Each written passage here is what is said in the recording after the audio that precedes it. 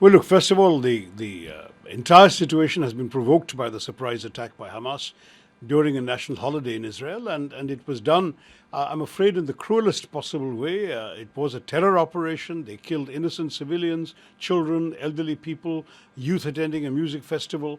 It really was impossible to accept any justification for what Hamas did, and I certainly join in the condemnation of the terrorist act. That's my strong personal view, and I think many of us feel this way. At the same time, while we understood the Prime Minister's standing up for Israel, showing solidarity at this time of great grief and this horror that has been visited upon them, at the same time we felt that his statement was incomplete, because we felt that at the same time we needed to remember that there was a larger issue at stake here, and the reason behind all of this, which is that there is a dehumanizing occupation continuing in many places. The people of Gaza have felt imprisoned in that strip for a long time. The people of the West Bank have a wall which is interfering with their normal freedom of movement and conditions of life.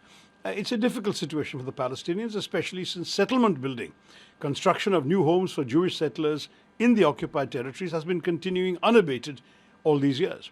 And therefore, the grand bargain under which the PLO gave up the way of the gun and chose the way of peace and dialogue, and the world was heading towards a two-state solution, that has essentially been completely stagnant. For the last 2.5 decades, there's been no progress on that.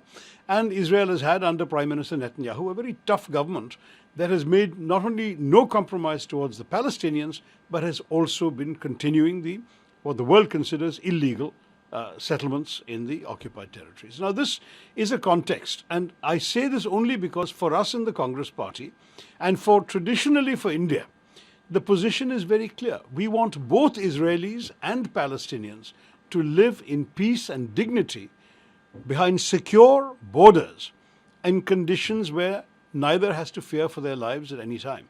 Today, Israelis are fearing for their lives and Palestinians are fearing for their lives. The death toll on both sides is mounting every day. And that, to my mind, is certainly not something that India welcomes in any shape or form. We want to see this matter halt and peace be restored.